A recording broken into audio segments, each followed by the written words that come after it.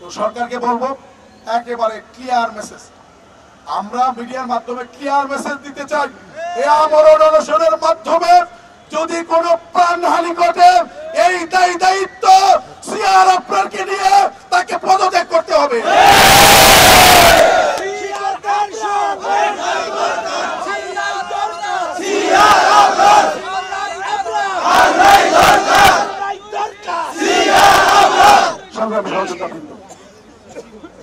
আমাদের প্রশাসনের পক্ষ থেকে তারা একটা পদক্ষেপ নিয়েছিল যে তারা বিভিন্ন রকমের নোটিশ জারি করবে, জেলা শিক্ষা অফিসার ডিসিকে দিয়ে ইউনোকে দিয়ে এরকম একটা পদক্ষেপ নিয়েছিল। গতকালকে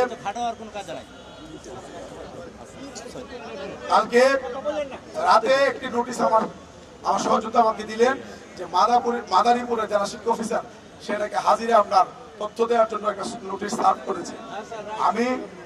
আমি রাতে তাকে বলেছি, তারা ফোন করেছি, সে রিসিভ করেনি। সকালে ফোন করে বলেছি যে আপনি শিক্ষকদের ন্যায্য আন্দোলনে যদি আপনি প্রতিপক্ষ হয়ে দাঁড়ান তাহলে এটা আপনার জন্য ভালো হবে না। আপনাকে বলছি আপনি অবশ্যই কথা বলবেন না। আমি তাকে বলছি যে আপনি যে কাজটা করবেন সেটি হচ্ছে আপনি এটাকে প্রত্যাহার করবেন, যদি না করেন জাতীয় গণপ্রত্যাশী জোট কিন্তু আপনার বিরুদ্ধে ব্যবস্থা নিবে। আমি এভাবেই বলেছি তাকে। আমি পরে দুপুরে যখন বক্তব্য দিচ্ছিলাম ওখানে তাকে বলেছি যে 24 ঘন্টার মধ্যে যদি এই নোটিশ যদি প্রত্যাহার না করা হয় আগামীকাল আমার সহযোদ্ধারা তার অফিসে তাকে তালা দিয়ে তালাবদ্ধ করে রাখবে। ভয় পেয়েছে, ভয় পেয়েছে। কিছুক্ষণ আগে আমরা অনলাইনে দেখেছি তিনি তার নোটিশকে অনিবার্য কারণ দেখে স্থগিত করেছেন।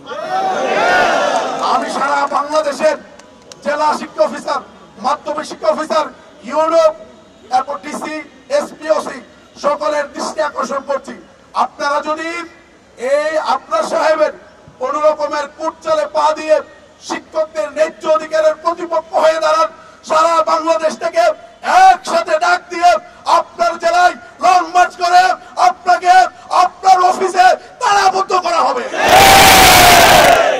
শিক্ষক জনতা করে তুলো একতা, আমরা আপনাদের কোন সিদ্ধান্ত মানি না, আপনাদের কোন সিদ্ধান্ত আমরা মানি না, আপনাকে উপদেষ্টা আমরা মানি না। যদি আপনার পারে তাকে আমাদের 3 দাবি মেনে নিয়ে প্রজ্ঞাপন দিতে হবে,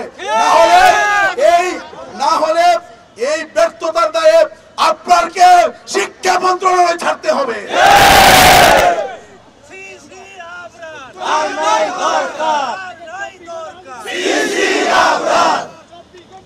সংগ্রামী সহযোদ্ধাবৃন্দ, আমরা আজকে এখান থেকে ঘোষণা করছি আপনারা শহীদ মিনার হচ্ছে আমাদের কেন্দ্র।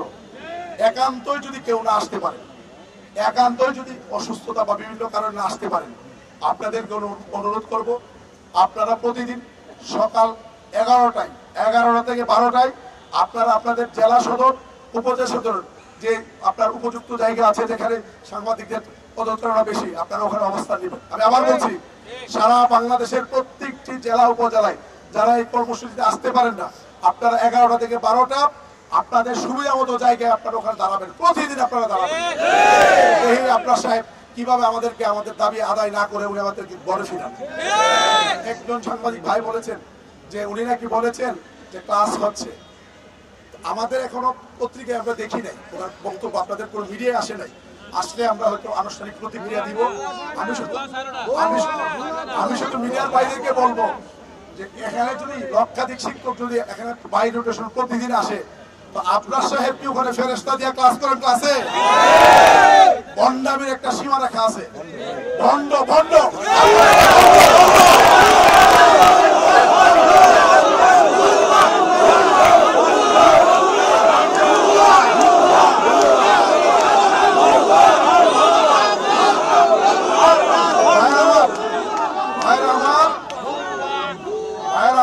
যেহেতু বিএনপির মহাসচিব মহোদয় তিনি কথা দিয়েছেন, সময় নিয়েছেন, আমরা তাকে বলেছি যে আপনি চাইলে এটা হয়ে যাবে, ব্যাপারই না কোনো। আপনি ফোন করবেন আর উপদেষ্টাই কাজ করবেন, আমাদেরকে বিশ্বাস হয়। সময় নিয়েছেন, আমরা তাকে সময় দিয়েছি। উনি 22 তারিখ পর্যন্ত বলেছেন আমাকে একটু সময় দেন। আর তাদের সাথে আমাদের যোগাযোগ নিয়মিত হচ্ছে।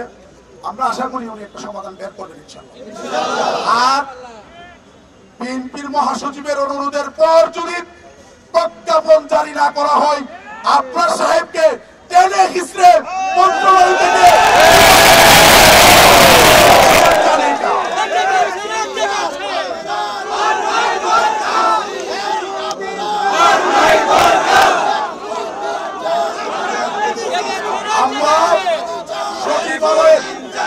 আমরা সচিবালয়ের প্রত্যেকটা পয়েন্টে আমরা অবস্থান নিব। আমরা দেখবো আপনার সাহেব শিক্ষকদের বুকের উপর মারিয়ে কিভাবে সে সচিবালয়ে ঢুকে।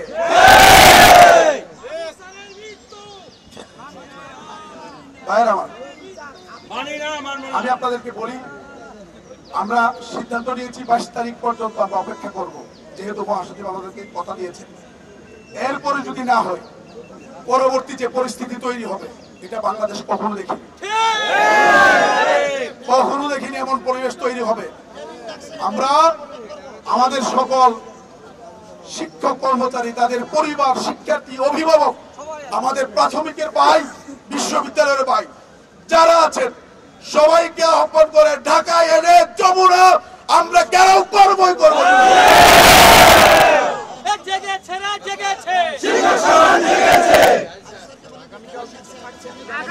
আমরা শুনেছি বিভিন্ন জায়গায় প্রশিক্ষণ হচ্ছে। আমরা আমাদের শিক্ষক ভাইদেরকে অনুরোধ করব, আপনারা আগামীকালকে সকল প্রশিক্ষণ প্রত্যাহার করে ওখান থেকে আসেন। আমরা আপনাদের অধীনে কোনো প্রশিক্ষণ নিতে চাই না, অন্যের অধীনে কোনো প্রশিক্ষণ হতে পারে না। আমরা আমাদের আগামীকালকের জন্য আমরা একটা কর্মসূচি ডিজাইন করেছি। সেটি হচ্ছে আগামীকাল ঠিক দুপুর 12টা থেকে আমরা শহীদ মিনার থেকে 12টায় মুখে কালো পতাকা বেঁধে, কালো কাপড় বেঁধে আমরা শাহবাগে অবস্থান নিব। আগামীকাল মুখে কালো কাপড় বেঁধে আমরা শাহবাগে আগামীকালকে অবস্থান নিব ঠিক 12টায়। এটা হচ্ছে আমাদের পরবর্তী কর্মসূচি।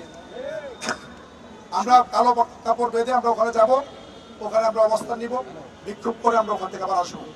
তো এটা ছিল আমাদের আগামীকালকে কর্মসূচি। বিক্ষোভ করে চলে আসবেন বলতে কি ব্লকেট কর্মসূচি হবে নাকি যাবেন কিছুক্ষণ? আমরা একটা মিছিল হবে, ওখানে অবস্থা, আমরা ওখানে স্টে করবো না, এখানে স্টে করবো না। আমরা ওটা দেখি, আমরা এটা পরবর্তীতে আপনাদেরকে জানাবো।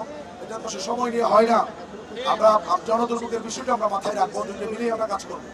তো আমরা চাচ্ছি আমাদের কর্মসূচিগুলো শান্তিপূর্ণ হবে।